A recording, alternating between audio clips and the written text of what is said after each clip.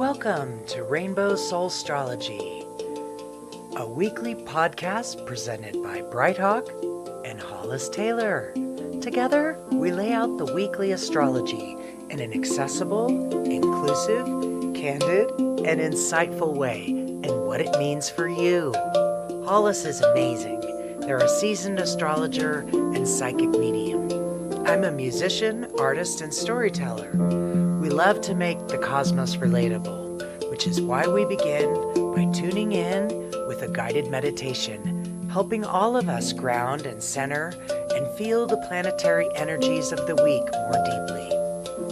Then we dive into this week's astrological forecast, answer your questions, and then look at the horoscopes for all the signs for the week. Whether you're brand new to astrology or you've been following the stars for years, welcome to the conversation. Welcome to Rainbow Soulstrology. Let's get centered, take a breath, and explore what the universe has in store for us.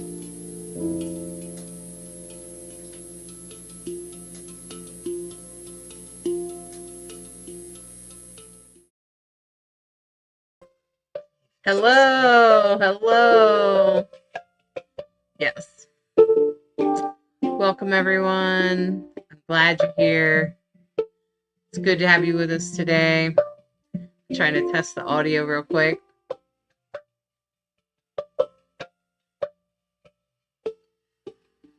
Hi, everybody.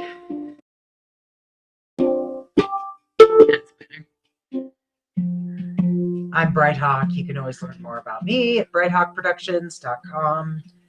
And of course, I always appreciate when you let us know that the music can be heard, or hopefully You guys, it's not chopping up our music, is not. it? Yeah, let us know if it's chopping it up or anything. It's good to see you all. I'm glad you're all here. And I'm Hollis, of course, and I'm one of the hosts here today as a astrologer. Brighthawk here is playing some beautiful music now that we're not chopping her head off, hey? Okay.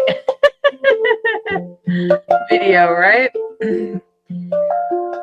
Well, I'm glad you're all here, and we're going to have a nice deep dive into the South Node this week, which I think takes a little bit of extra understanding to fully understand about exactly what the South Node role in your chart is.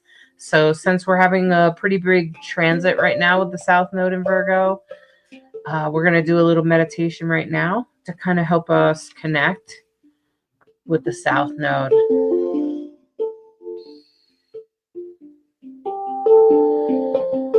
Take a deep breath. Just let it all out. What do you have that needs to be let go of?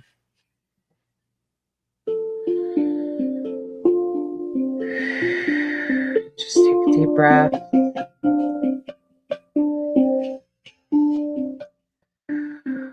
As you come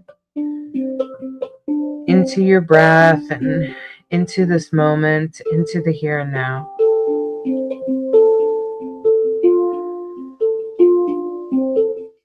I invite you to sit under the dark, beautiful sky and stare at the moon.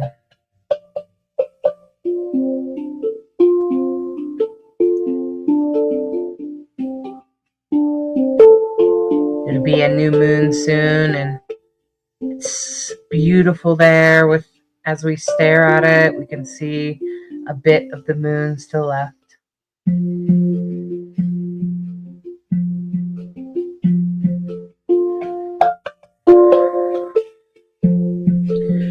And what highlights out of you are 2 points that seem to be aligned with the moon.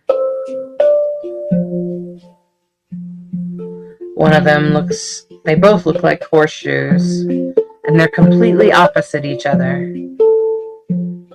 One is the horseshoe as if it's the letter N. That is the North Node. And And the other one is completely upside down. That is the south node.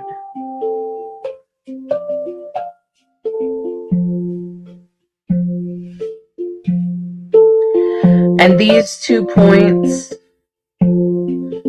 you understand that the north node is pulling you forward as if it has a huge chain connected to it that is also connected to the center of your chest, to the front of your body, pulling you forward,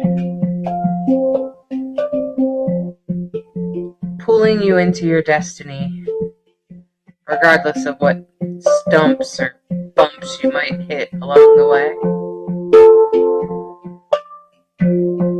And behind you seems to be a bit of a tail. And it's just kind of hanging out back there, and as things are ready to be let go of in this moment, as you take a deep breath,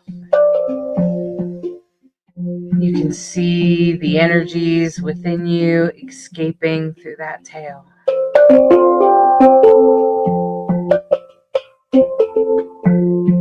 And as you look back at them,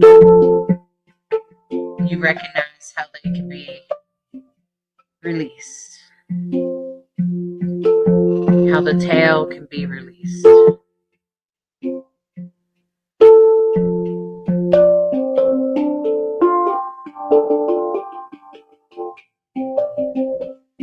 And as that pulls us forward, and the tail is behind us, we recognize that every single one of us is on a unique and personal journey of the soul. Because as you look at this tail and this chain pulling you forward, you recognize that they are connected to something much deeper within you. They are connected to your soul.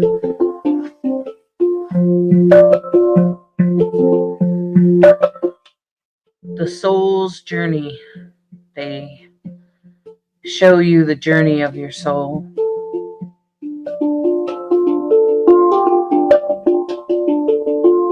And they even show you its connection to others. The nodes of fate.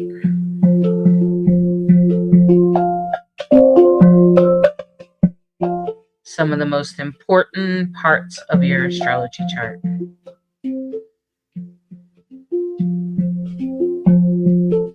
Showing us where we're going, what we're letting go of.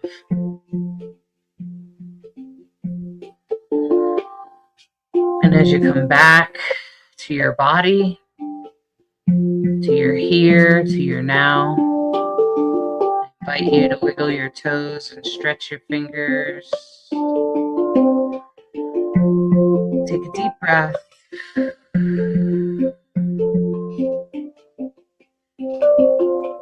then just come back to the present. Open your eyes and join us here at the Rainbow Soul.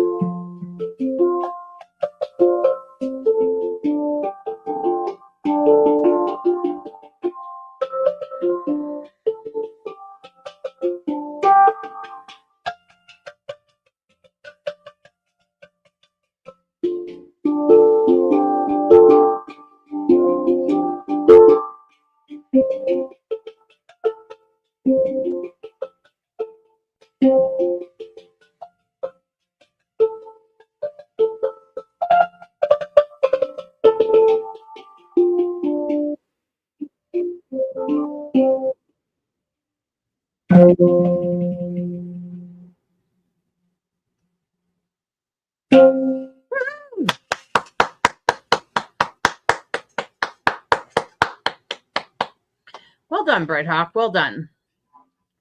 It's beautiful. All right.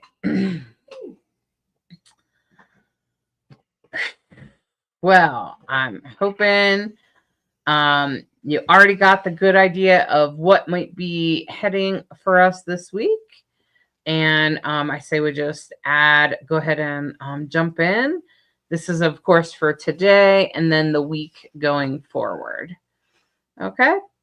And if you have any questions, if you want, go ahead and comment, and you can go ahead and comment and put what's your sun? What are your big three? What's your sun, your moon, and your rising? Go ahead and put that in the comments. Would love to hear from you. And right now you can see this is today's chart. And of course, the sun's in Cancer right now. And what I think has been really going on this week, and I'm laughing because I'm pretty sure last week I mentioned this T-square. You can see that sort of big red triangle is at the top of the sky, is that Mars and South Node together. Remember I said it's kind of the horseshoe looking thing, and that's at the top of the chart. That's in Virgo. And I think that kicks off our week. And I just want to say, they're both in a square right now to the moon and to Venus, which is in Gemini, which I'm kind of, typically when I read your chart, I'll tell you that Venus has a lot to do with your relationship with money and women, or feminine people in your life. And it's very interesting what's going on in our public, because the South Node is forcing us to revisit what assumptions we made about the Epstein thing, right? So in politics, that's what's being visited. And to be honest with you, I happen to know that Donald Trump has a stellium in Gemini. So Venus is in Gemini, and it's probably, I'm not sure exactly what planet it's on at 19 degrees, but I know he's got at least 4 planets, including Uranus and the sun in Gemini. And those could very much be on his Uranus or his sun or somewhere around there, because I do remember that they're somewhere in the middle.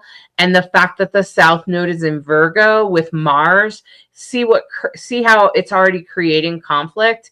It may not create conflict for everyone. For some of us, it might just force us to take action on something. But I think that T-square there with Venus is also, I think, as a collective, I don't know about you guys, but after the Me Too movement and everything we've been through, to then go back and dig up this thing about Jeffrey Epstein and all the insanity that is, and then to look, I don't know about you guys, but my social media, of course, is giving me pictures of, Trump and Epstein and young girls, and realizing as you revisit that, I don't know if you guys have had this realization, but I've had the realization of like, what the hell are we doing with young girls? Like, how is this okay? It's so obvious. You can see the pictures, And then I also want to say, and the assumption that there was a client list. It wasn't just of the MAGA followers. It was of many people assumed there was a list. And really, the only person that ever said there was a list was Trump. Of course, because he's always revealing exactly what he's up to. Yeah. So whatever he's, projecting is almost always revealing exactly what he's doing. And the weirdest part about it is the more I thought about it, is I was like, wait a minute. And then the weirdest thing is what you realize is that Jeffrey Epstein wasn't that stupid. I'm just saying, I don't think he was stupid enough to write down every person he ever took to his island. I don't think so. I don't think he would. And I think most people are careful when they're in that sort of thing. I myself have been a victim of that sort of. I mean, of course, I didn't go to the island or something, but there have been things in my history that I have seen. I have interacted with pedophiles, and maybe some of you have. And I'm going to say they're way better at hiding it than that. And it's sort of making us go, wait a minute, how did we get on this whole client list thing? And now we're exploding it, and the media, what are they doing with this? And, of course, so the history resurfacing, that's the South Node. The South Node is history. It is your childhood. It is what happened 20 years ago. It is your past life. It is all of those things. Yeah, it's also your past karmas. Which is really, profound. Think about that for a hot second, So if there's something, in your past that you haven't dealt with, Mars is going to come in there and make sure you deal with it at least once a year. It's going to make sure that you revisit those topics, maybe talk about them, especially with Virgo. It makes me think Virgo is also going to make you look at like wellness habits. It's going to make you maybe revisit wellness habits or anything that has to do with communication. And I find it also interesting that it's there because Virgo is the only feminist of all the zodiac. So isn't it interesting that as here we are revisiting this insanity that none of us should ever have to even think about, with the South Node in Virgo, makes you think, oh, that's like feminism. Wow. And we're looking, I don't know about you guys, but if you're over 40, when you look at some of those pictures, you're like, that's what it was like in the 80s. Jeez, I know, right? And then you realize how terrible it was. Like, I know me and you kind of had that conversation, and that's really the South Node. And do we realize how far feminism has come just in, in 20 years and 40 years and 30 years, right? Like how much have we changed in our perspective of women?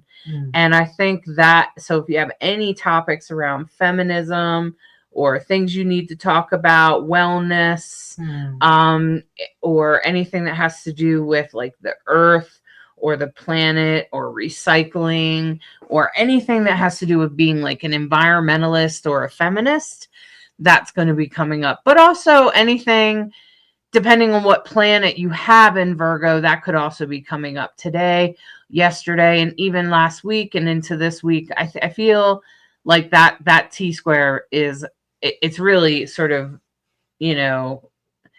getting louder this week. I mean, it was there last week. Very loud because it was there last week, but now it's perfected, right? Mars and South Node recently perfected. I think it was really yesterday at 19 degrees. Venus and the Moon earlier today perfected. So that's part of what's making that conversation fairly intense. And then, of course, the North Node is in Pisces. So Pisces can be the great negotiator, the great peacemaker, but South Node and Mars, all I can think of is the skeletons are coming out of the closet, people. Like it or not, here I come, Let's talk about it because Virgo loves to talk. Yeah. So we're talking about it. You have Venus and the Moon there, which is people are highly passionate about it. Yes. And definitely. Gemini makes me go, oh my God, where is the truth? Because Gemini is the twins. The truth can be a little fungible sometimes in Gemini, or it can be dependent on who they're talking to. Gemini doesn't even realize that they've warped truth. They just, it makes a better story if I tell it this way. They're not, you never want to call someone out based on their astrology, but let's put it this way. We know that the shadow side of any sign is going to be, that's where the challenge is. And the challenge in Gemini is that they are the twins, and that the truth can be loose. I think for them, it's not a fixed I think for thing. people with strong Gemini placements is kind of like Libra in that they can see many different perspectives. That's a better way to put it. And so they see many different sides of the same exact story. And so then as a result, they kind of they just tell whichever one they want to, or whichever one comes to mind first, or in some cases whatever serves them best. Now sometimes Libra might lie for the same reason, but usually they don't. But it depends, because oftentimes the Libra knows what you want to hear. Oh. Because the Libra always codependent. Yeah, so Libra often has a good idea of what the other person wants or needs. So yes, they know all the perspectives, but they also know what you personally want. Gemini doesn't have that strong of an intuition about relationships. I mean, the Gemini is pretty good with relationships, but not that well. So hey, Hannah, it's good to see you. Glad you're here. Hi, Regina. And hey, Alyssa. Chelsea says she's a Scorpio sun, Taurus moon, Taurus rising. Whew, Chelsea, I wonder what Uranus is leaving behind for you. That's the first thing that comes to mind for me. And Brandy's a Gemini sun, Sag moon, Leo rising. Oh, Leo rising. So Mercury's going retrograde on your ascendant. So communication. And Alyssa said Mars and South Node together makes me a bit nervous, especially with Venus involved too. Not sure what 10-4-23 is. Mars joined South Node and Venus was involved all in my late husband's signs. Also was the day he passed. Oh, I see. Okay. And well, now the North and the South Nodes are in my signs with Mars, Venus, and the Moon doing their thing with my signs too. Definitely gives me an unsettling feeling. Yeah, interesting. I see, Alyssa. Well, the good news, Alyssa, is that just because you're having, now a lot of us have, things pass over our nodes all the time. And so if I ever do a reading for you about like death or anything like that, the good news is I usually am looking for 3 or 4 different things to tell the same story. So in other words, it won't be just one transit that makes a huge life change for you, Alyssa. Now, Mars transiting the South Node might create some discourse. Maybe you have some depression. Maybe you're missing your husband. And it happens every couple of years. The nodes cycle every 2.5 years to a different sign. So the Mars nodal conjunction, every other year. And so when I read a chart, if I'm looking for a change in your career or death or anything like that, like whether it was destined or not, I'm looking for not just one placement.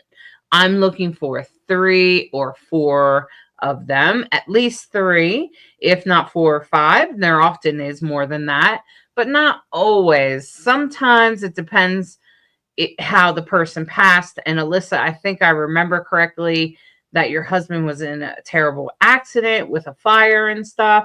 That's what I seem to remember. I'm sorry about that. And I know it's hard for you, but I'm not surprised that you're thinking about it today. But I wouldn't worry too much about yourself. And I get that it's in your signs because, the North Node is still, if you're, I think you're a Pisces or something, Alyssa, or you have a Pisces placement. And so, so there is that. Like that the North Node is pulling you forward, right? Because the North Node is in Pisces. So it's pulling you forward. So be aware of that. And the South Node could, the South Node is about letting things go and moving on. But it's also, it's also about, yes, sometimes it can be related in a person's passing, but there's usually 3 or 4 other things happening at the exact same time. Okay, so it's not usually just one transit. And Rick Levine talks about this. He talks about how you should look for the same story 2 or 3 times, particularly for large transits, not just a grumpy day or a sad day, Right. but like, huge life changes such Right. as career or a child or a Saturn returns or something like that. Those kinds of big things, relationship changes, death, or big health problems, there'll still usually be at least a couple of transits. Okay. Now, Chelsea said, there is a lot I'm ready to leave behind. I've been hanging on the trauma of past experiences, toxic relationships, self-sabotaging thoughts. It's heavy and it's time to set it down and keep moving. Good job. I wonder where your nodes are, Chelsea. That's what makes me think right away. Like, wow, where are your nodes? And, because Uranus leaving Taurus, when Uranus leaves Taurus, see, this is what I mean by 2 or 3 placements, Alyssa. So Chelsea, it has a couple Taurus placements. So Uranus is leaving there, and Uranus's transit for the next year of going back and forth between Gemini and Taurus is probably going to create a feeling of letting things go for Chelsea. But I wouldn't be surprised if Chelsea also had like a Virgo placement or a Pisces placement or something like that. It could even be in a square. So, so many things we look at. I know it sounds like it's one thing, but it's always numerous things. Yeah. And that's why we talk about themes in astrology, where and why we set up the podcast the way we do with the horoscopes at the end and the tarot reading, because it almost always reveals the theme over and over and over. And that personally, I find that makes it easier to learn, and understand the relationship. The skies never stop moving. It's never one thing. We take a snapshot close to what the time is that we think, I do it for 5:55 Mountain Time. And, so in the next 25 minutes. It's pretty close. Yeah. Also, I just, I like to play with angel numbers. So, and we're always looking at the themes. And of course, the reason we talk about the nodes and their importance, and we talk about the dragon and the dragon's tail, is this is where there's a lot revealed in astrology that speaks to our soul lifetimes, not just this lifetime. Yeah, and that's why, like, a lot of times when I'll look at synastry, I will look and see if your nodes are aligned or are they opposite of each other. Just a reminder for folks, if you don't know, synastry is when you put 2 different charts together and see how they connect, how they relate. Yeah. So like if you're ever in a relationship situation, and this happens, Hollis gets appointments like these all the time. I'll just give a little pitch for you, where somebody gets together and they're like, whoo, passions are strong, but I'm really not sure if I should go forward. And will you do our charts? And synastry will reveal very quickly, oh, you have a past life agreement, or you're supposed to work this out, or y'all better walk away now. Yeah, and I probably won't say this is a terrible relationship. Yeah. What I would probably say is you guys might be challenged by this, challenged by that. You can decide. Or I'll say that you're, soulmates, you're twin flames. And then sometimes couples might come to me and ask about how I can help them. I used to work with couples for years. I didn't do astrology back then. Back then I was just like a couples counselor of sorts, like a spiritual couples counselor. And I used to help a lot with sexuality. And now people come to me when they're having problems in their relationships and they're seeking to understand the person they're with. And I think that that's an excellent way to work through problems. Actually, I think looking at the astrology of it can really help you go, okay, and can really help you take stock of what that person is going through and how you might be interacting with that. Absolutely. And I can also validate if they're a twin flame or a soulmate or whatever. And oftentimes twin flames and soulmates have the nodes involved. Okay. Not always. It might depend. sometimes the nodes are in a square for some people, I notice. And I think that the square is on purpose. And I think usually those couples are the ones that are like, we had to go through all this crap first and then we could get together. Right. And it's almost like, oh, okay, so you have to go through this challenge first. Right. And so sometimes that happens. Hi, Samantha. I just want to acknowledge you. I see you. Glad you called us. You forgot it was Monday. Carrie's a Libra sun, a Cancer moon, and a Sag rising. And so I'm just going to say, Carrie, I wonder how you're feeling today with the moon in Gemini, with Venus. Are you giving yourself some self-love? I hope so. All right. Cancer moon. I sure hope you have a moon app on your phone that helps you move through, because one of the things Cancer moons, we hear this so many times with readings. Do you get accused of being moody and you change a lot? And people are like, yeah. It's like, it's not that you're crazy or you're, changing all the time. It's that you're a Cancer moon, which means you're changing zodiac signs every 2.5 days. Right. You visit the entire zodiac in a month. Mm-hmm. So knowing where the moon is going to tell you a lot about, it's a wet day, it's an earth day, it's a fire day, it's a air day. Yeah. Plan all your action for fire days. Yeah, exactly. So it's really important for you. And that goes not just for Cancer moons, that goes for Cancer rising, Cancer sun. Yeah, for real. Any strong Cancer is your ruler. Mm-hmm. You need to pay attention to what the moon is doing every day. Mm-hmm. And we try, and that because we all experience the moon every day, it changes very quickly.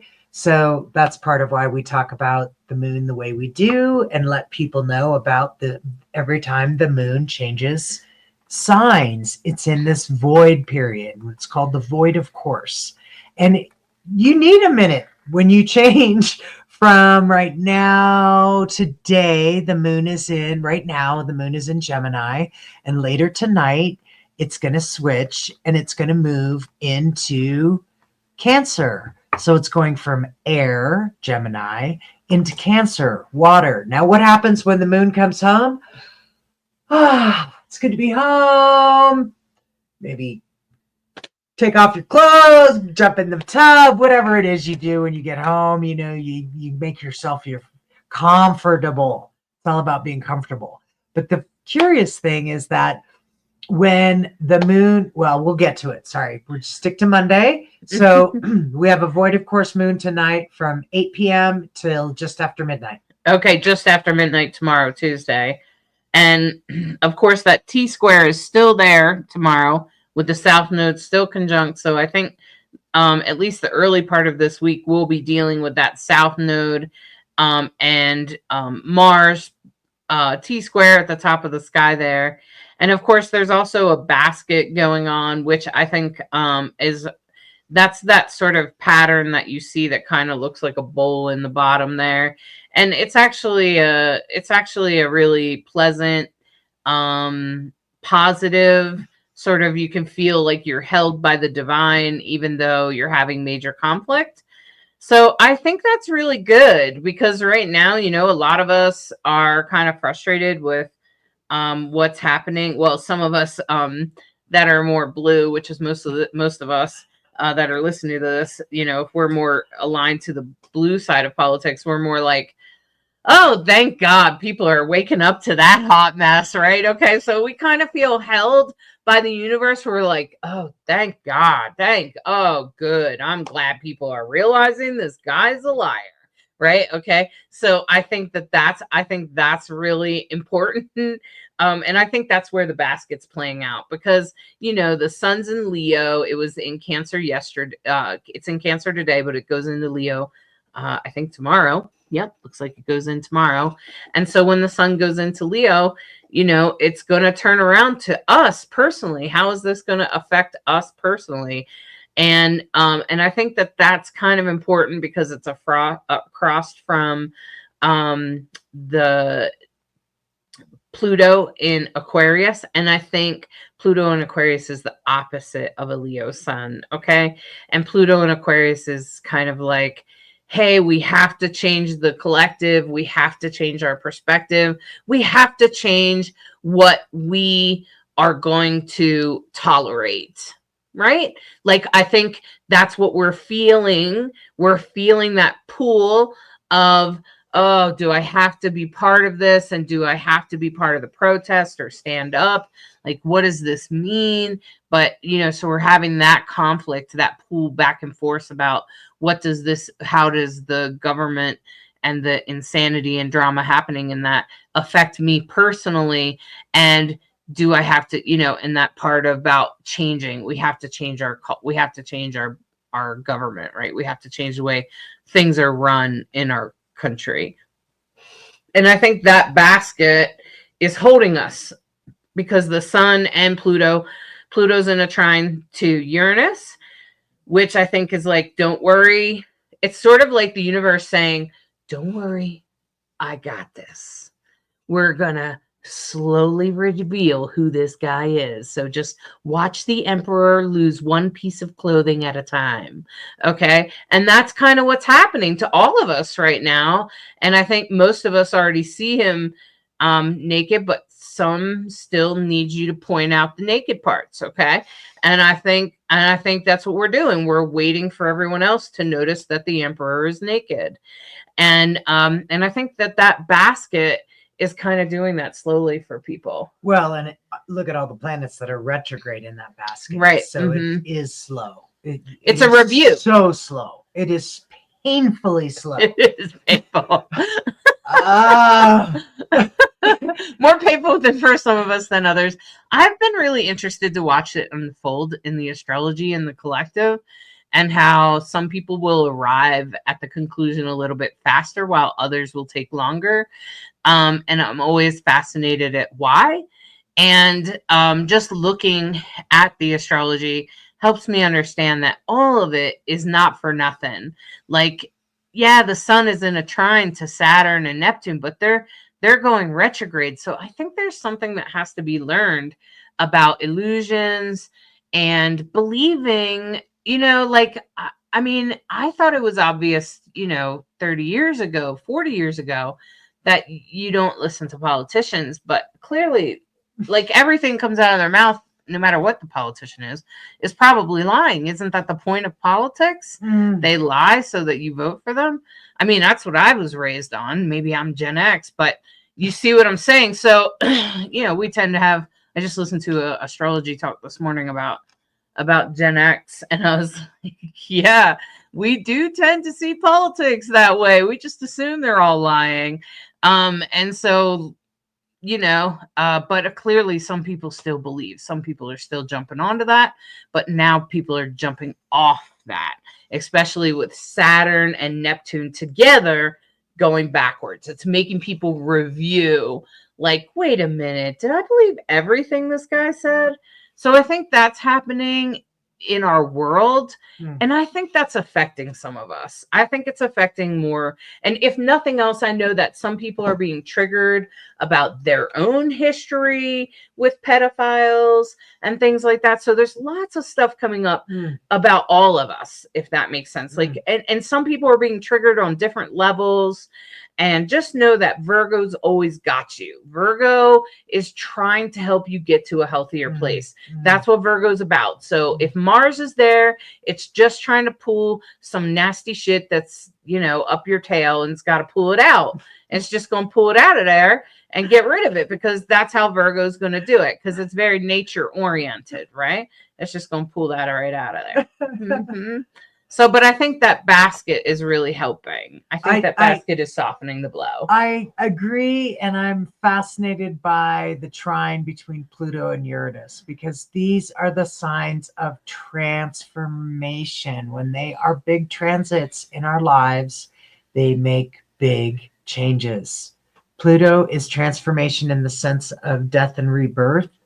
When it passes through, nothing is ever the same. And of course, we've talked a lot about Pluto and the US's Pluto return, and that these placements are really intense. Boy, am I curious to see what happens with Uranus and Gemini, Pluto and Aquarius. This is a really... I'm grateful it's a trine. I'm so grateful it's in a trine. And, talking to Saturn and Neptune, Mm-hmm. who are both retrograde on the world point. And I feel like it's very destined. And I think that... And I feel like the whole world is watching reevaluating what it means to live on this planet, what climate change really means. Oh my if God. you're going to ignore it to our peril, what being a human means. The end of USAID has meant the death of 90,000 children. How is that okay? Right. And how are we connected to each other, and how are we connected to nature? I think all of those things are being reviewed, particularly with Virgo, because Virgo is very much about being connected to nature.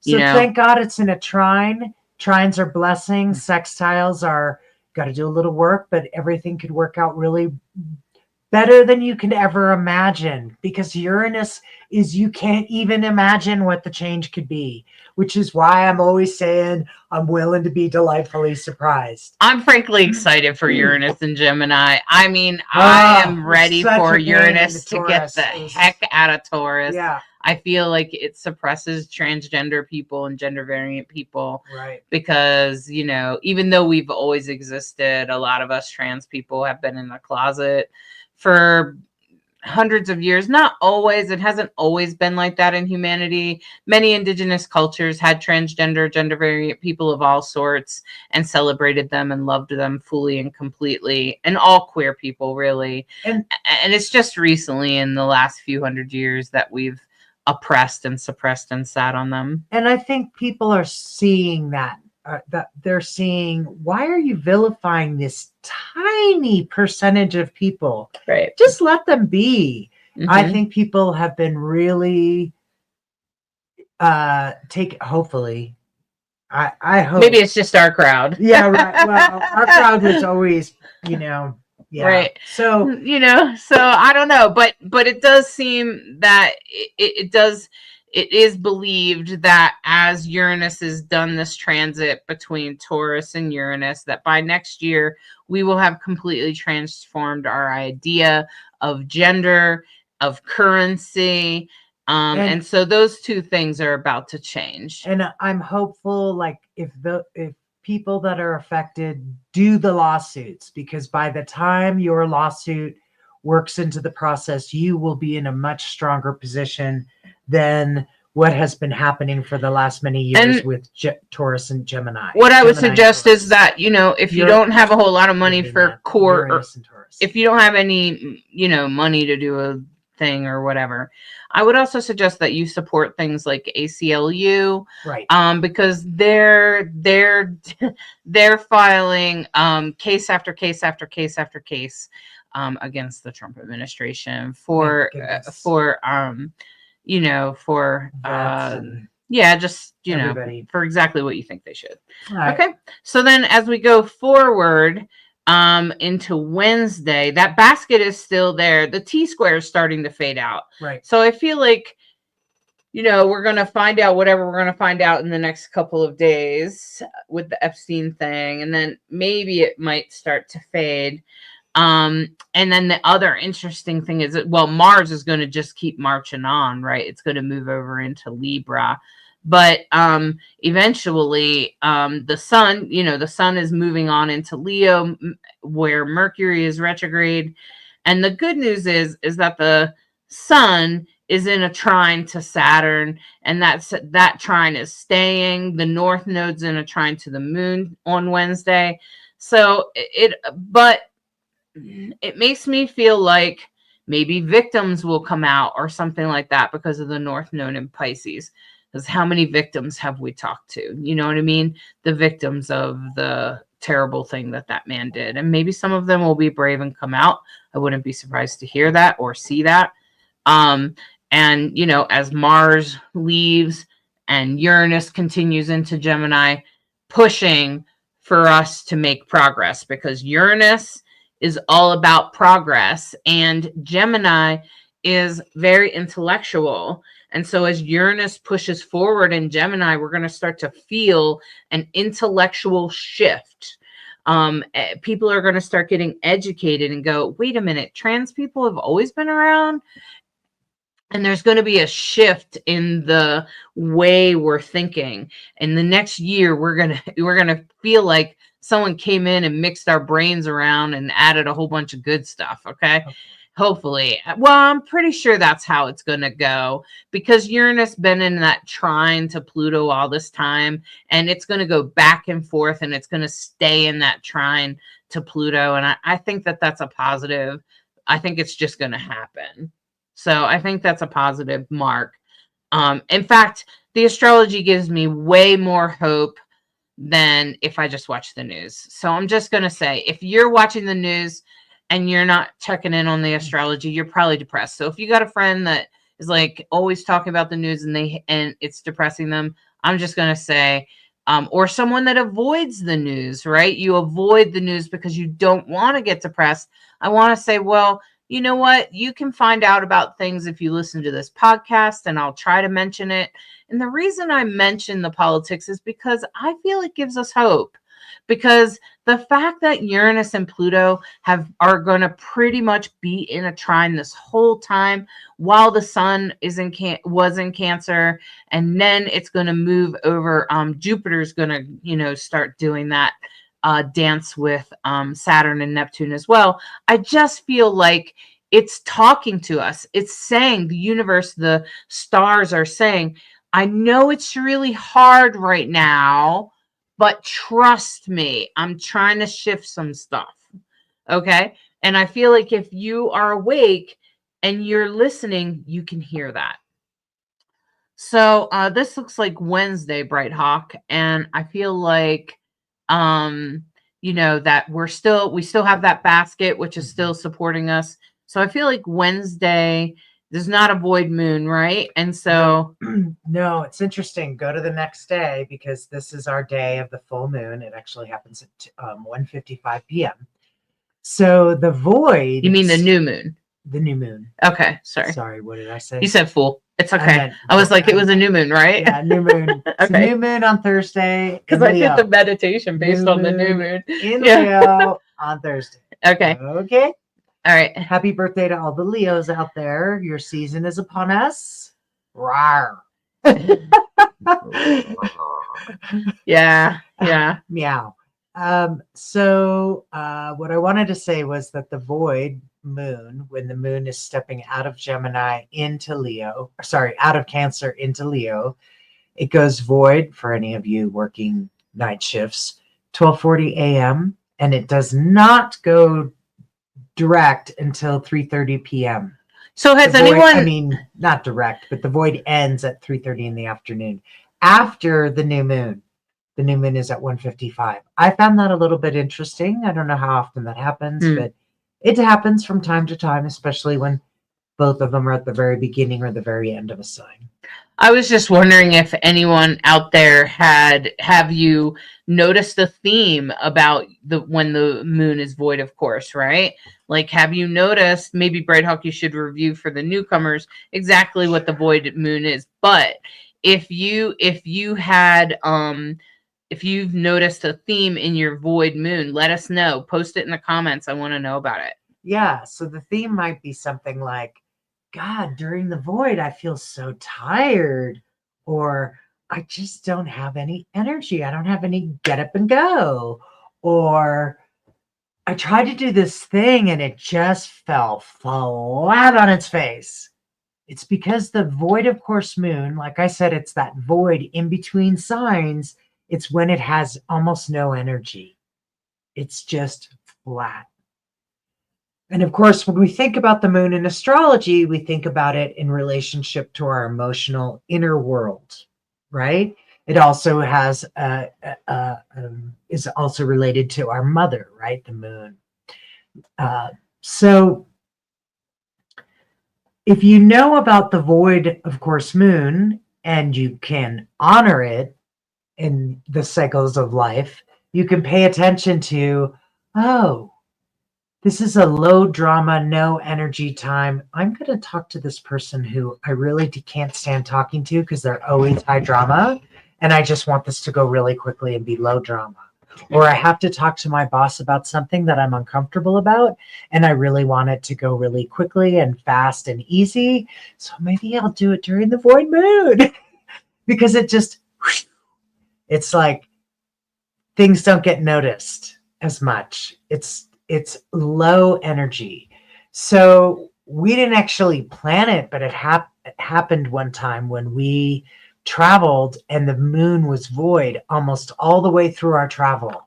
And then right as we landed in Denver and the void started to end, and it was like you could hear the volume go from not almost to a low hum to, it was like wild. And all of a sudden it felt like all the meters were back on super high and sensitive and like, be careful kind of vibe. So we often say when it's a void moon, if you can, take a break, do self-care, meditate, take a walk in the woods if you can. What serves you? What helps you? Take a little downtime between things. And then when the void ends, oh, what do I notice? Hey, I think I will do blah, blah, blah, blah, blah. Yeah. Where a minute before you were like, nah, I don't feel like doing anything. Yeah, so I feel like if you're like a nurse or something, void moon could be helpful to know, or anything else that involves other people, especially if you're working nights, because it tends to happen overnight sometimes. Sometimes, yeah. Yeah. So Alyssa was just saying that Uranus was throwing a wrench in things too among us others. She's a Pisces sun, Gemini moon, Leo rising, North node in Pisces, and I think you mean the South node in Virgo. And mine and John's vertices, I'm not sure what that is, are double crossed. We're very karmic. Yeah, I do remember that you were very karmically connected. I know we figured it was karmic thing with his death, and so that we have karmic ties to one another. So it was me thinking of what my end of the karmic ties might be. Oh, I see. Okay. It's probably working through the grief, I would guess, Alyssa, because it's Virgo. And I was just speaking to my mother-in-law about all those things. Global warming started the conversation, but the rest followed suit. Of course it did. Chelsea was saying that she has a hard time sleeping during the void moon. Oh, fascinating. And I'm thinking she's a double Taurus. She has two things in Taurus, and I can't remember the other thing. But for a while there, full moons would I'd sleep pretty lightly. But Alyssa said that she usually gets a boost of motivation, determination, energy during void of course moons, and get the heavy wet blanket feeling when there isn't a void of course.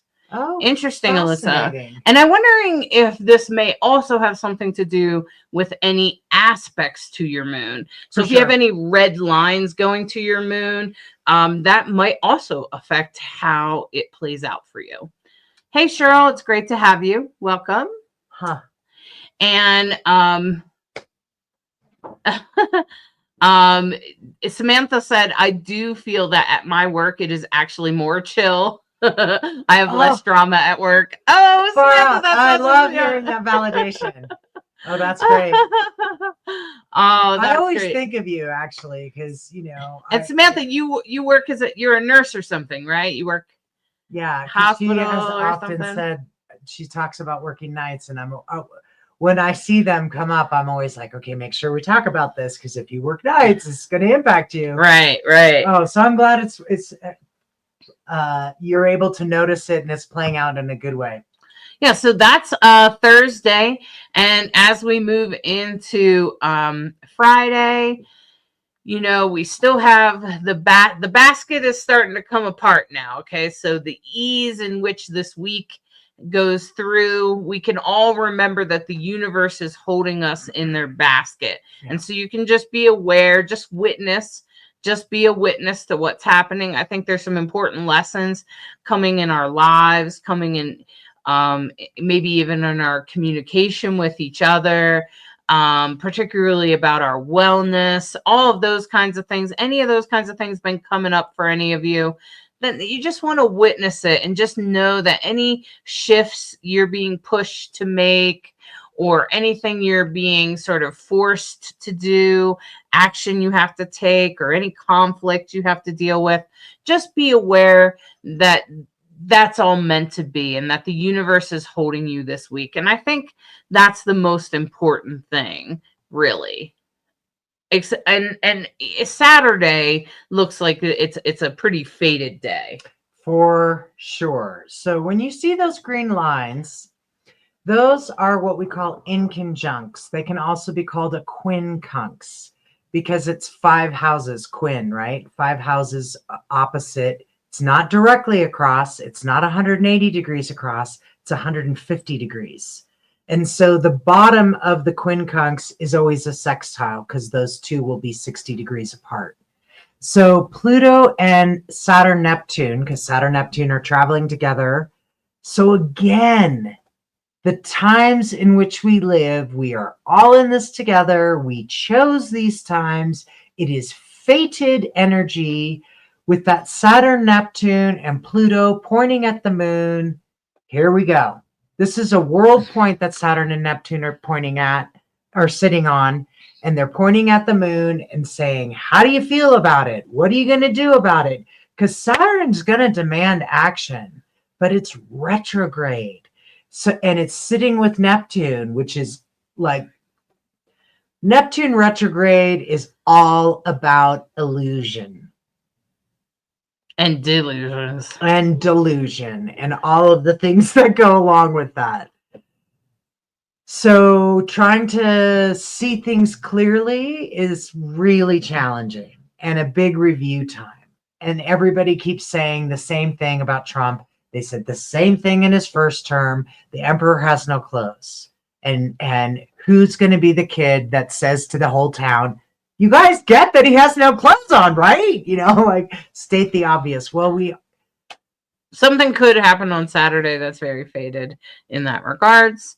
So I would keep my eyes and ears open. And if you have any Virgo placements, I would be paying attention to what happens on Saturday. So just note what happens, because whatever it is probably faded. Whether it's how you're feeling, how you take care of yourself, what your mom said, or what kind of conversation you're having with your mom, or what you said to your kid if you're a mom, anything that has to do with mothering, or motherhood. And then also as well as like anything that you're feeling, or anything that comes up in regards to change or the system.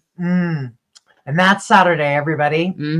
And the other thing that's happening all day Saturday that I find fascinating with this moon at the tip of the yod is that it's void almost all day. Wow. So you have this combination of like intense energy at the moon and it's void. So let us know all day from 11 a.m. Mountain Time to 9 p.m. Yeah, so check that out, and pay attention what happens on Saturday. We'd love for you to, even if you come back and find this post and comment, hopefully I'll see it. And just comment, and I'd love to hear what happens on Saturday for you. I'm sure it will be faded, whatever it is it's meant to happen. So just stay open to it. Like I said, don't be afraid to just be a witness to things. Right. And to be the observer, as the Buddha would say. You don't have to go with every feeling, moon. You can observe and say, oh, hello, name the feeling. I see you. And I think on Sunday it will be a pretty quiet day, and maybe we'll be reflecting on what happened on Saturday. I can't help but wonder. Because all of a sudden it's like, so even though you don't have a void moon, you have like, whoa, quiet, much quieter sky on Sunday. Right, just quiet down immediately. Yeah, it's just kind of real interesting that way. Yeah. And then, of course, the moon will be going and joining that party with Mars and South Node at the end. Great.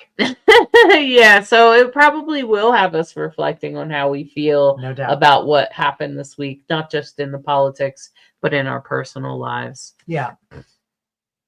I know. Alyssa said the having less drama thing might be why I feel so motivated and energized. Oh, it's Oh my gosh, that's true. so It's funny, like Alyssa. the noise volume gets turned down, and then you're like, okay, so what I really want to do. That's great. That's Mm. great. Yeah, so Chelsea's saying I have a red line from my moon over to Venus. So you It's a should pay square. attention to that, Chelsea. That's a square. So then that means that a lot of times maybe there's something you have to resolve in regards to your sleep. Maybe you need to have some magnesium or something like that. It's very could be very likely that your sleep challenge on the void moon is solvable. So you might just want to take a look at it and see if you can do it. That's a great reason to schedule a reading with Hollis and figure out stuff, because they put it together in a way that always blows my mind in the medical astrology. With That's all the rest of it. wellness. Yeah, I It's do really like a cool. medical astrology wellness, intuitive wellness appointment that I have that helps people with, things like that, like tapping into sleep. I'm a Virgo, so I'm naturally drawn to wellness topics such as diet, exercise, sleep, and all of that kind of things, including your connection to the universe and spiritual connections. I think I take a perspective of holistic medicine. I don't separate mental health and physical health or spiritual health. I believe that they're all connected. And I believe that part of our lives is reconnecting it all, is sort of putting it all back together again. So, all right. And so then Chelsea said she also has a green dotted line from the moon over to Mercury. So that is, it sounds like you only have one though. And when you have two, that's what makes the finger of God.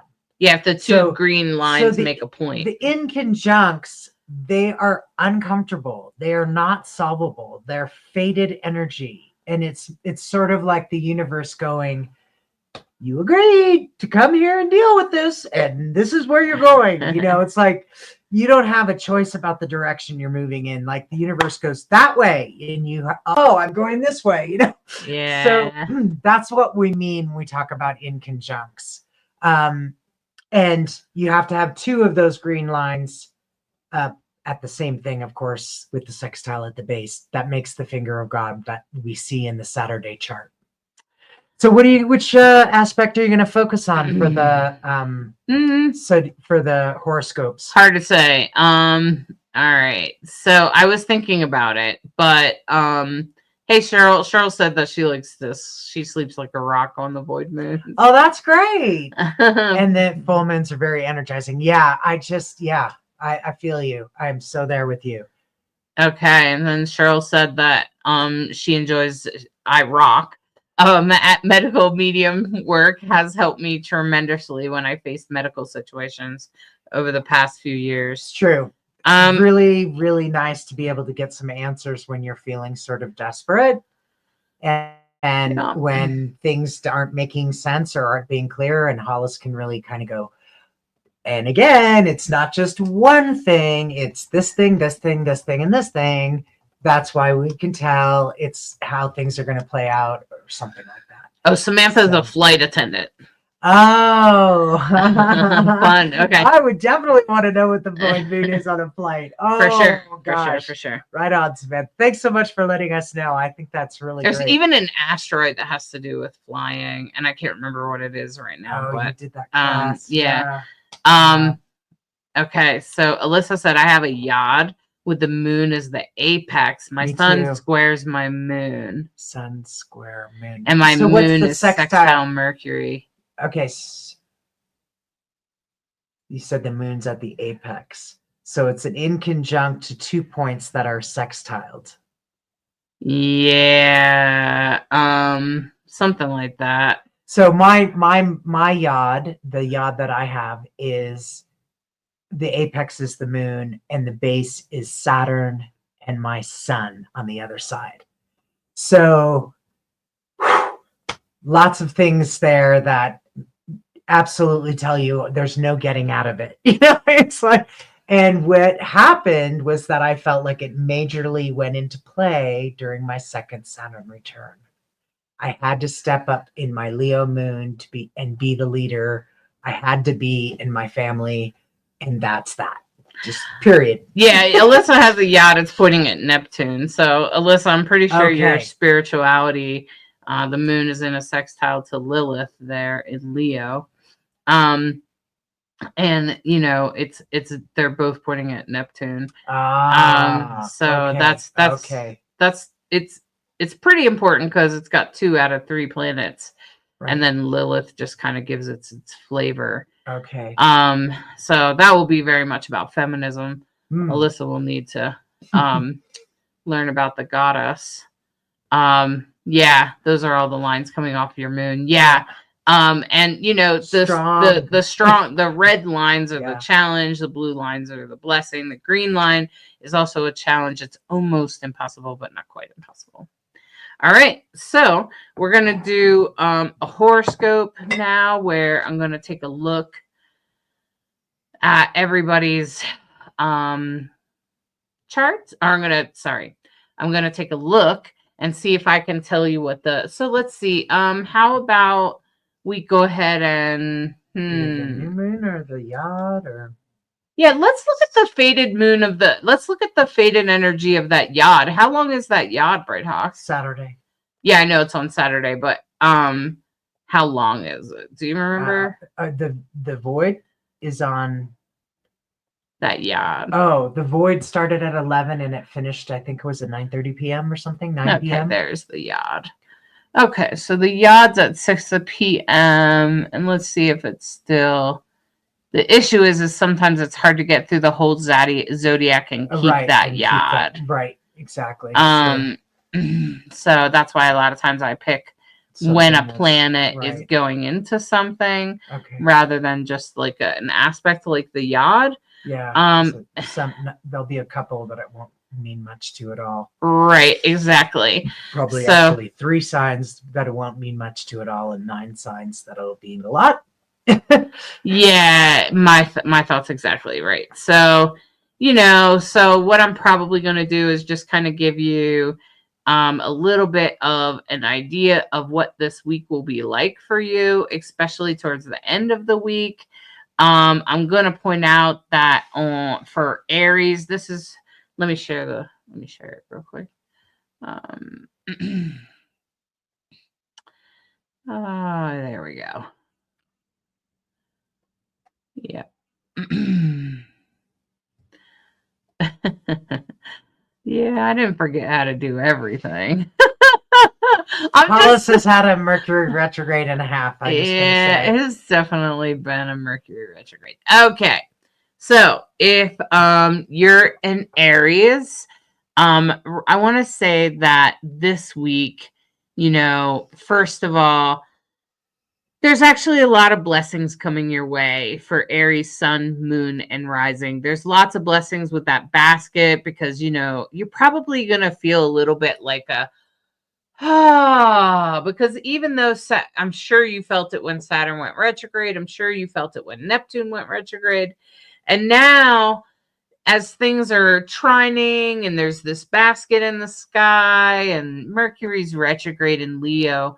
So, other than some Mercury retrograde stuff, Aries, I feel like you're going to feel pretty good about this week, including over the weekend, including on Saturday. I feel like it's, even as that yacht happens, it would, your day-to-day life could have a little bit of conflict or something that came up this week. Maybe it had something to do with your work in the world or something you do every day, or maybe the people you see every day, but it's definitely going to have to do with your day-to-day life. Maybe there's some action or some things you're having to change, or action that you're being forced to do, something that you have to do. Makes me think of my granddaughter who's an Aries. and she's being forced to go to Taekwondo by her father. So I'm kind of going, okay, well, it's probably good sometimes. We have to make kids do things, especially when they don't know what they're saying no to. So, so it's pretty important, but I'm just saying, like, even for that kid, right? Like for her, it's going to be kind of like, I have to do this. Yeah, you do. And so the thing is that the South Node and Mars are in your sixth house right now, okay, Aries. So that's really has a lot to do with your day-to-day life, your daily habits, your health habits, or whatever else is happening on a day-to-day basis, including your job. Okay. And then as we go forward,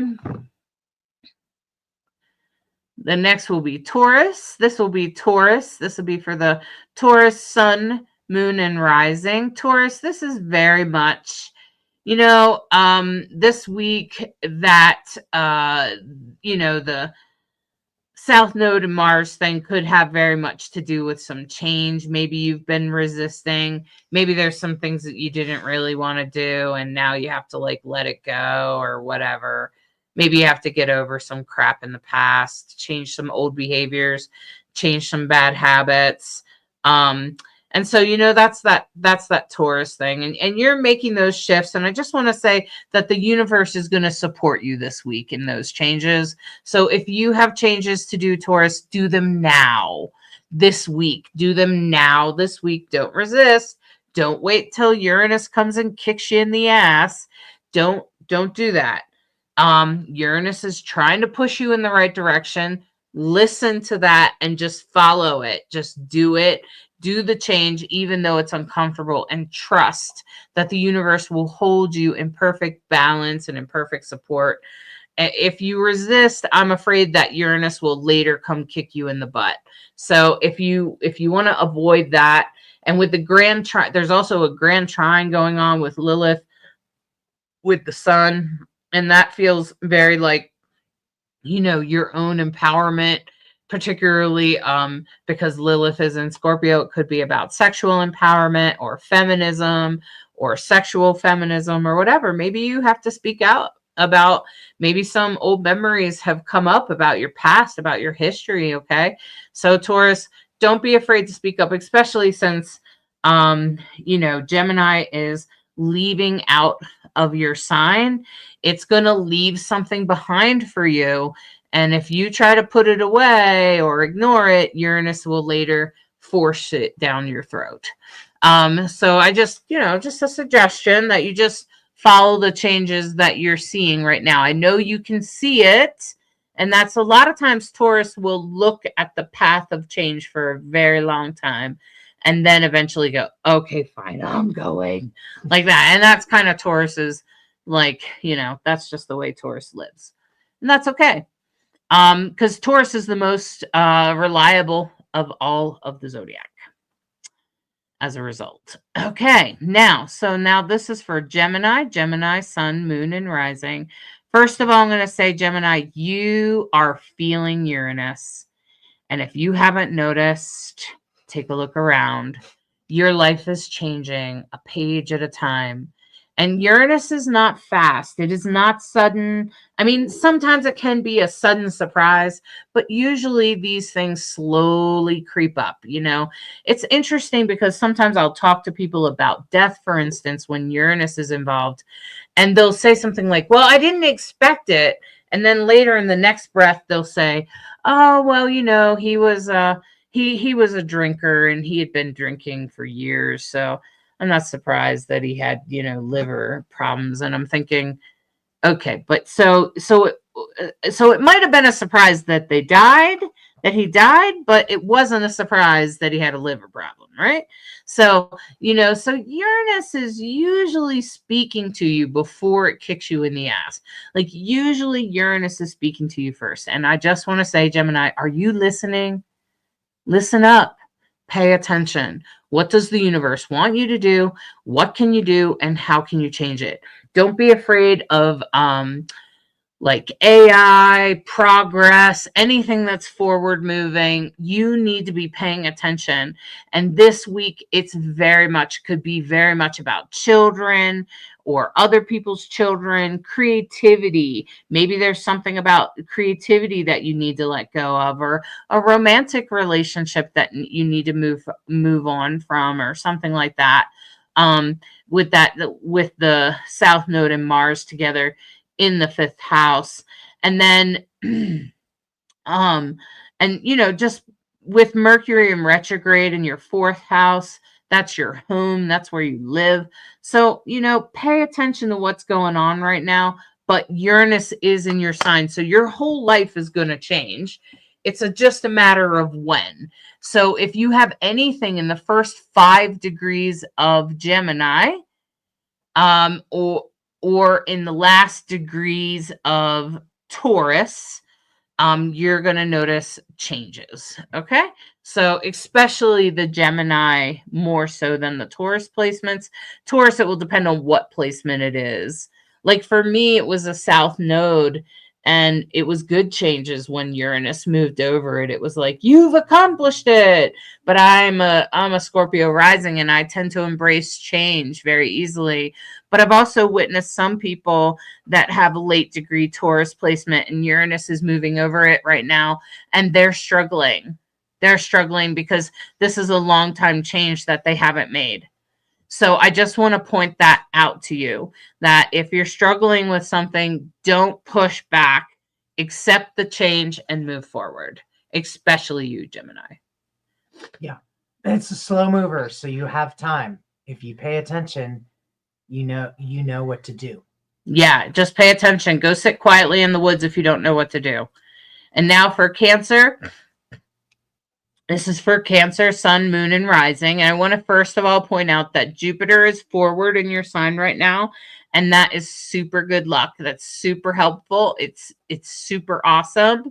Cancer, Jupiter in Cancer is good luck, and so you might be experiencing some good luck in some part of your life.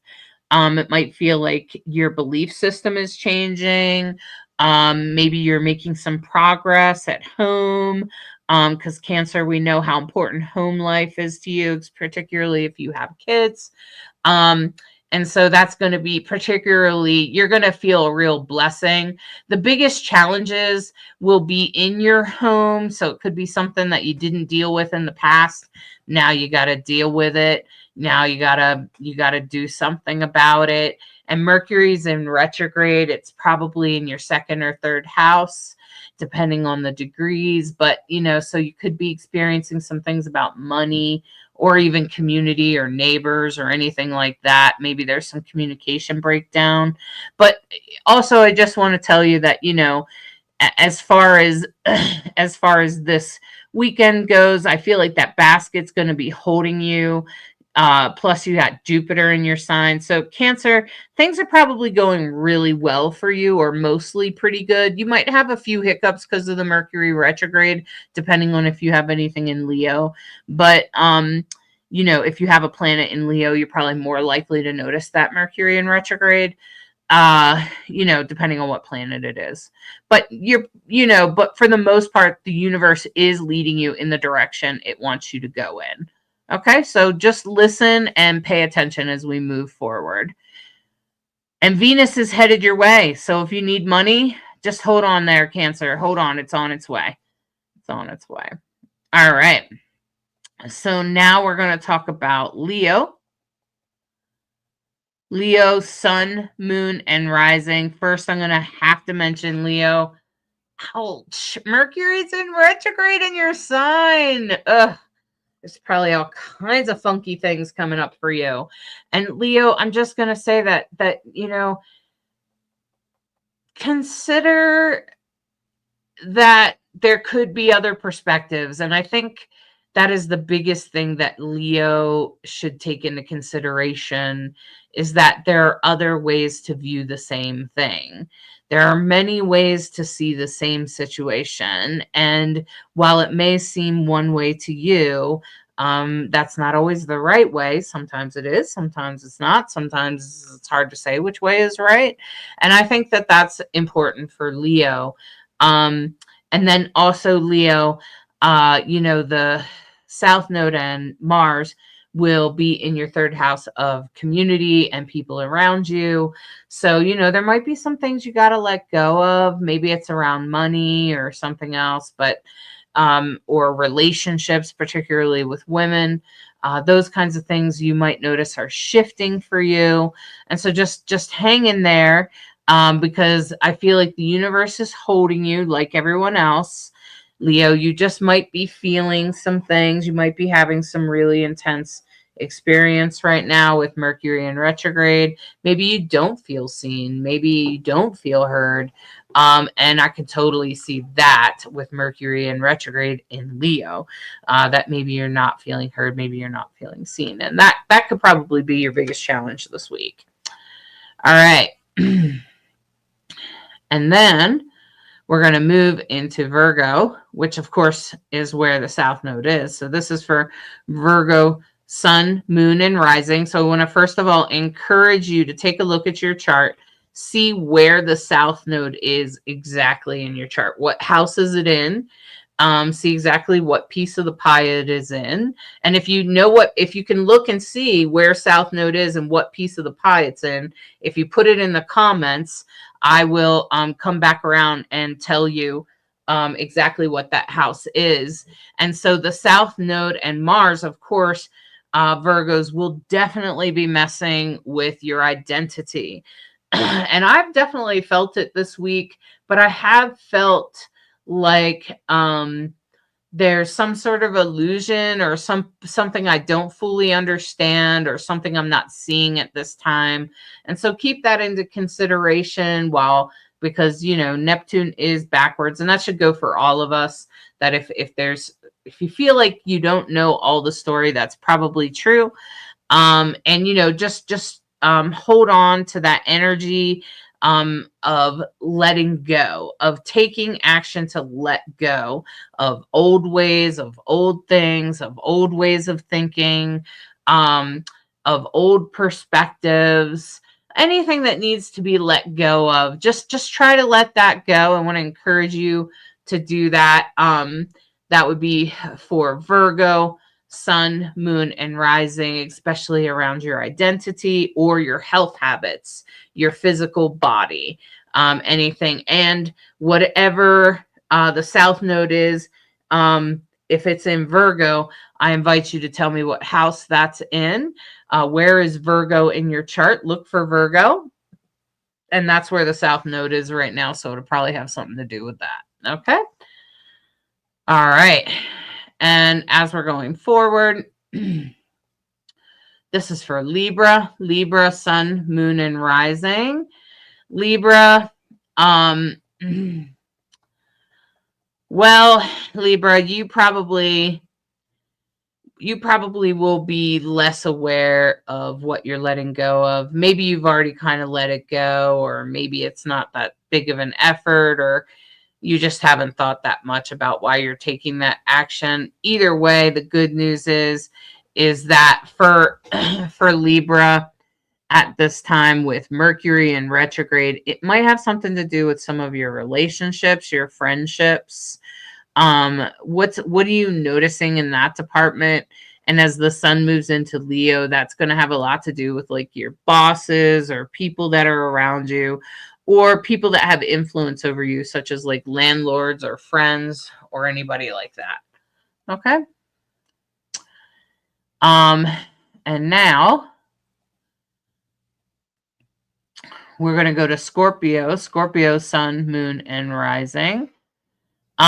Scorpio, this is, so first of all, the stuff that you're probably letting go of probably has to do with how people influence you, particularly like landlords or anyone that is sort of over you in any kind of way, work, or any kind of supervisors or friends.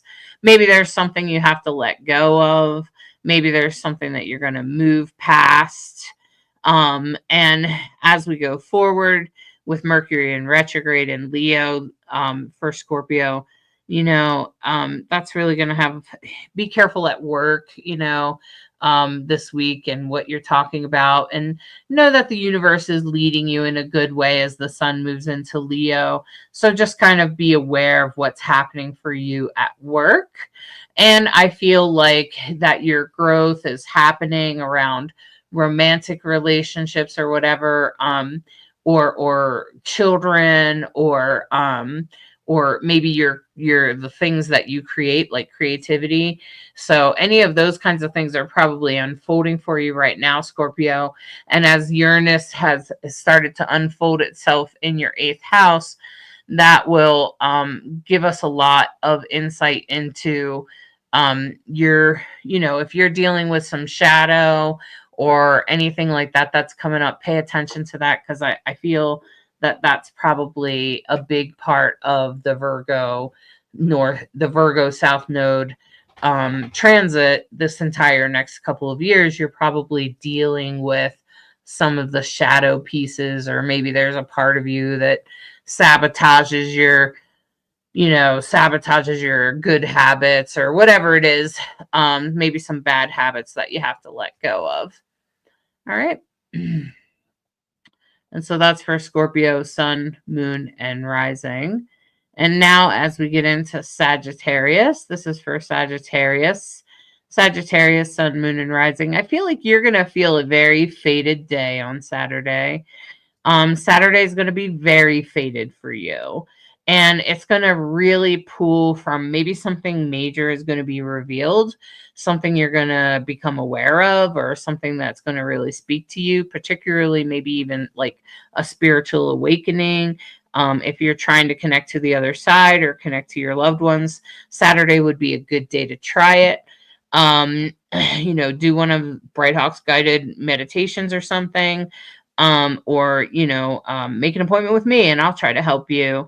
Or it would also be a good day to get a reading or anything like that, Sagittarius, because that yod will perfect to the moon on Saturday afternoon, and it will be pulling from Saturn and Neptune and Pluto, which is about change. So this is very much about reviewing maybe what you believed or even your own intuition and things like that, because the moon tends to represent our intuition, or maybe it's, your mom, maybe you got some mommy issues.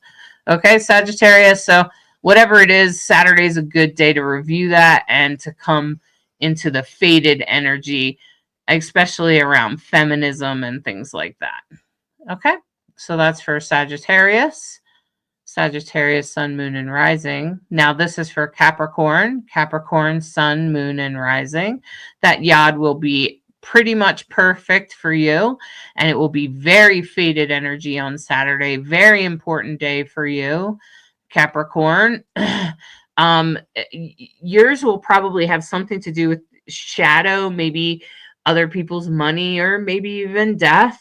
So it could very much be about like letting go of grief, or moving past something that's really powerful that you need to let go of. Some sort of emotional crap, or maybe you open your intuition and you finally unlock some major keys to how you read an astrology chart, or how you connect to the other side, or connect with your spirit guides, something like that. It's the 8th house, so it tends to be taboo topics such as the occult. So that would be like mediumship, astrology, but it would also be like other people's money, death. It could also have to do with sex. Okay, so that's Capricorn. That's for Capricorn, sun, moon, and rising. And when I say sex, I mean kinky sex, not like making love to your loved one sex, even though it could be with someone you love. Okay, and now this is Aquarius. This is for Aquarius, sun, moon, and rising. You will still also have a faded day on Saturday. And it will be very much about relationships. What's happening with relationships? What is changing for you, Aquarius? Because Pluto is retrograde in your sign. You have been going through some major changes since Pluto has been transiting that sign. And especially if you have anything in the first couple of degrees of Aquarius, it is pulling maybe for money and relationships. Maybe there's something you have to deal with in that regards. So Aquarius, Saturday will be a very important faded day. Okay. And it probably have something to do with relationships and money and your own identity. And now for Pisces, this is for Pisces, Sun, Moon, and Rising. Pisces, you'll have a little bit of a faded day on Saturday. It probably won't be a huge thing, but it will probably be in relation to relationships, and probably also your day-to-day life.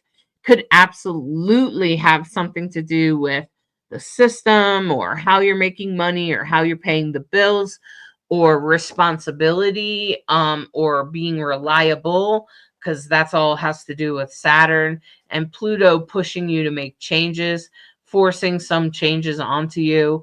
And with that faded energy on Saturday, maybe something is talked about with your day-to-day life around relationships, and I feel like that's going to be a kind of a big day for you. So just hang in there. On Saturday, I feel like it's going to be an important day. Okay. All right. So, okay. So here, let's go back to our comments. And so, okay. So where am I at? Okay. So Alyssa said my Aries sun and double Virgo moon, and ascendant kiddo is being pushed to learn towards taking care of his responsibility, like cleaning up after himself, very begrudgingly. It's okay. My grandson's learning the same thing. It's okay. It happens. The nice, the important thing is they're learning. Yeah, the important part is that they're learning it, right? Exactly. And I think that what we should remember is that kids don't come out. I mean, while we come out with sort of a theme of who we are, we're not fully developed into who we are, until we're 30 years old. So, there's still a lot of learning and change and education that has to happen during that time. And I always want to try to remember that. Okay, so Cheryl's got a Gemini rising and a Gemini moon, which so that's really intense for you, Cheryl. Really intense. Man, I don't know what the degrees are. I'd have to look it up, but yeah, for sure, that's going to be really intense, particularly if you have anything in the first 5 degrees of Gemini. And you have you have Taurus, true node, Gemini rising and moon. Yes, I'm going through and trying to follow. Good that you're listening, Cheryl. Be really important that you listen. Especially since you're a Virgo and the sun is there, you might want to let go of any old bad habits that are not serving you. Okay. And then Alyssa said a South Node in Virgo, 3rd house. So Alyssa, the 3rd house is very much about like your community, your siblings, your neighbors, and as well as communication. Like that's where community comes from. It comes from the word communication. And so those 2 words very much rule the 3rd house, and wherever your Mercury is as well. So I would take a look at where is Mercury. And the fact that Virgo, oh no, that's Gemini rules the 3rd house. Okay. All right. And so then Melissa said, I just got home from softball practice with my granddaughter. Fun, Melissa. I hope you had a good time. That's cute. And then Cheryl said, how can we find the South Node? It's always opposite your North Node, Cheryl. Always, every single time. And it may not show. Easy. It looks like an N, so the South Node kind of looks like a U. And the South Node won't show up unless on Astro, unless you intentionally make it show up. Mm-hmm. Yeah, that's a really good point. I always found that really perplexing. Like, why did they show the North Node and not the South Node? Because the South Node is always opposite. You always know that's what's going to happen. So it's always exactly the opposite every time. But if you have software, you can always add it, But most of the free software, you can add it on Astro, but it just takes a lot of extra steps. Yeah, exactly. The AC is which way you're headed, Cheryl. The AC is which way you're going. It doesn't really apply in transits, but it does apply in your natal chart because that's your ascendant or your rising. Your MC, which is at the top of the chart, is sort of like the public to the world, What does everyone see? What do you bring the world? What's your job in the world? Because the 10th house is your career, 9th house is your spirituality and your higher learning and your education. So that's the 9th house, and the 10th house is like kind of what you bring the world. And so those, and the MC is the line between the 9th and the 10th house. So the MC is really very much about what you put out and what people see. It is the most public part of your entire chart and what's there. So like for me, Saturn is there. The IC, which is the most private, internal. Think IC, internal. Right. And private. The IC is just completely opposite of that. Okay. And Melissa said, I don't know if this applies for the next couple of years. You mentioned for Scorpio, but I have started letting the traumas of my past out and have been working on the issues I've buried for 50 years. Great job, Melissa. I'm sure the rest of your chart tells us that story. I'm sure it's aligned with your chart, and it sounds like it's really important. And I just want to say congratulations, good job, and thank you for doing that work, because one more person with healed trauma means a little bit that the earth is just a little bit that much better, that humanity is just a little bit better. And with each person that heals their trauma, the better the world will get. Okay. Yep. Alyssa's telling you it will be directly apart from your north node. That's right. Hi, Kiki. I don't know, Alyssa. Oh, okay. Alyssa's saying, what house is your true or north node in? Yeah, so it'll be opposite of that. That's where the south node is. You're welcome, Melissa. And you know, Kate said, you just described my ex-husband to the point. He's a Leo. Yeah. Well, Kate, that's the thing about Leos. And you know, he has way more to him than just that, right? Okay. So we have to remember that people are more than just their sun sign, that we all have all the zodiac in our charts, you know, and it really is about reading. There's so many pieces, parts to reading a natal chart. It never is just about your sun sign. It's usually about your rising sign and your moon sign and the aspects to whatever. And, you know, there's a lot of pieces, parts to reading a chart. So I just want to let you know that. And, you know, that's why I talk about it all the time. And we go through this every week so that you guys can start learning to read your own chart. I want you to learn how to read your own chart. I'm happy to teach you how to read your own chart. And that's why I made this beginner's guide, you know. That's why Bright Hawk and I have that 101 class. You use this code LIVE50 to get the classes. It's in my, if you go to divineandrogyne.com, if you just look at the menu, there's a digital shop. And if you click on that, it has everything that I have made, which is a couple of beginner's guides. There's a beginner's guide on spirit guides, how to get in contact with your spirit guides, as well as how to find your sun, moon, and rising. And then there's a larger class that Bright Hawk and I put together that is like, I'm pretty sure it's 5 videos, 5 1-hour videos. And then plus there's a bunch of cheat sheets. And it includes 2 1-hour sessions with Hollis where you can ask any questions, and they'll answer about what your chart. Yeah, and I'll go over it with you. Really great value, by the way. And the other thing I want to say, because a lot of people here they got it. You guys know how to look for your sun, moon, rising. The beauty of that class is it helps you understand what we keep talking about in terms of the houses, the rulers, how the conversation is going amongst the transits.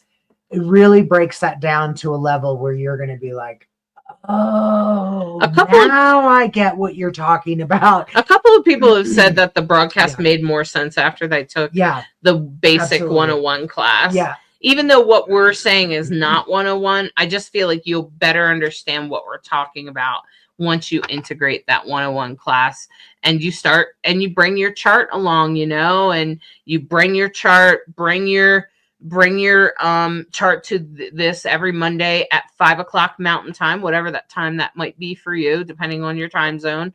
And I'm happy to answer questions about your chart and help guide you. I mean, the beginner's guide is like $20, you guys, or not even. I think it might be like $5 with this code. With that code, it's like I think it's a few bucks, guys. It's a few bucks. 10 after the time. After that, yeah. And the class is really, really powerful. Okay, class is really helpful because it really helps you unwind. It helps you understand you. That's the most important thing. We're all interested in understanding ourselves better. I believe most of us are fascinated by what is our story, what is our purpose, what is our what drives us, what motivates us, and whatever. So, really great gift to give yourself. I felt like once I started understanding astrology and the bigger conversation of your chart, not just your top three, wow. It changed everything for me. And frankly, it got to the point where it was like, I do not know how people live without understanding the basics of their blueprint. Yeah, you should definitely be checking the map, you guys. Would you really drive across the country without checking the map? No, I'm only going to look at it once and I'm just going to go. Yeah, don't do that. I can't even imagine. Not recommended. It's not recommended. Right? Especially as you're navigating through life. So Cheryl said that her south node is in Scorpio and her north node, of course, then is in Taurus. So thinking about that, Cheryl, is that, your destiny has a lot to do with being consistent, about doing the same thing consistently, which is sometimes hard for Gemini placements. I understand. I'm kind of a Uranian, so I'm not always consistent about stuff. I actually have my nodes are opposite of you, so I have the north node in Scorpio and the south node in Taurus.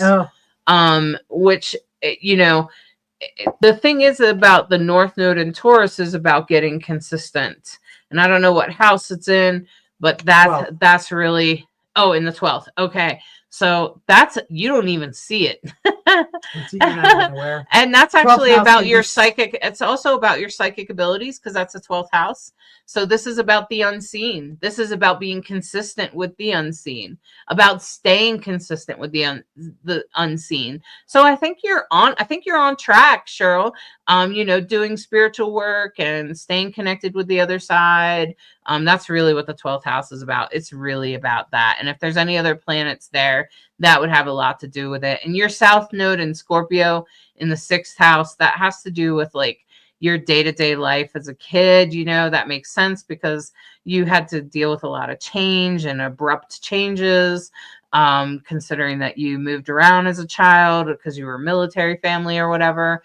And so Scorpio is about change and always changing all the time. So no wonder, the universe put you in that situation where you had all this change and lack of consistency. And now you're moving towards more consistency. And that will be your big thing. Okay. It'll also be about money, investments. Taurus also tends to be about food and luxuries. Okay. And so you also probably have had to move away from like hiding away as a child or something to giving yourself luxuries and self-care. Okay. Because Taurus is very much about luxuries and self-care. Okay. Yeah, Alyssa's like, my pleasure. I'm glad you found it. I'll be taking the class as well. And maybe, we'll record it again and do it live or something. But yeah, so I'm going to do a little astrology reading. I'm sorry, a little tarot reading right now. And I've pulled 3 cards from the Love is Love deck, which is an LGBTQ deck, all about each single card is done by a different LGBTQ artist.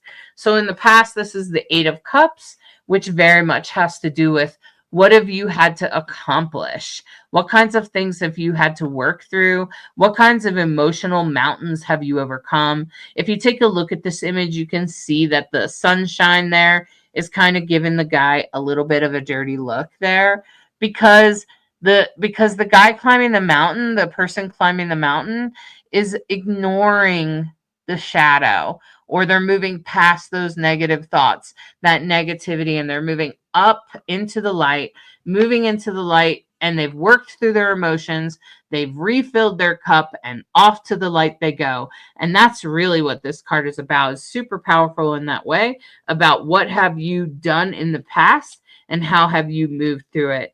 And as you're going forward, be aware that there might be something that you're not seeing at this time, or something that you've overlooked, or something that you've set aside that might need to be handled. And that's really what this is about. You know, this person is sleeping under the tree with their dog. They're nice and cozy. And they're like, do I have to deal with that? Okay. So that's kind of like what this card is the Four of Swords. It's like, do I have to really do that? And this is also about getting your, getting your thoughts in check, because it's the swords, and about what you're handling and how you're handling it. And then as we go forward, this is the Page of Pentacles, which is very much about having all your resources. You have everything you need within you. That's what the Page of Pentacles is about. You have all of your resources with you now, always and forever. You have it. So just know that you have it, even if it's within you, around you, and maybe you don't even realize you have it, but you do. And this is a reminder that everything you need is within you. So remember, as you're going through this week, to think about how you've overcome things in the past. How have you worked through those shadows? How have you filled your cup? How have you run towards the light? How have you made a bad situation better in the past? And as you're climbing to the light, be aware if there's anything you're not dealing with, or something you've forgotten, or something you're not really doing at this time. You might need to pick that back up. Especially like if you've fallen out of a good habit or something like that. Go ahead and pick that back up. And as you go forward, remember that everything you need is within you. This is the Page of Pentacles, which is very much a reminder about everything you need is within you now. So hold on to that. And I encourage you to get that beginner's guide. If you don't already have it, get it now. That is a powerful reading. I really resonate with that. I really feel like that hits very much close to home. I hope it hits for you. I hope you guys appreciate this podcast. And boy, if you can do a little thumbs up, like, share, all of that, we really appreciate it. It really makes a difference. I love having conversation with you guys. It's really fun. It's beautiful. Hearing your experiences and your questions. It's just great. So thank you so much. And I hope you have a great week. Thanks for listening to Rainbow Soulstrology, where we try to be a bridge between you and the stars. Have a great week. Bye-bye. Thanks so much for spending time with us this week. We hope you're feeling more connected to the cosmic energies in your life and what works for you. We send you lots of love on your journey. If you enjoyed today's show, please hit that subscribe button. It really helps reach more people who could use some cosmic guidance. Hey, and don't forget to share this episode with anyone who might need or want to hear it. And we love hearing from you, so drop us a comment and let us know what resonated most for you, or if you'd like to hear something new next week. Your questions and feedback make us better. Want to join us live? Subscribe! Catch us on Facebook and YouTube. And that's where you can ask real-time questions and be part of the Rainbow Soulstrology community while it happens. Until next week, trust your intuition, follow your inner wisdom, and remember, the stars are always supporting your journey. Thanks for listening to Rainbow Soulstrology, where we try to be a bridge between you and the stars.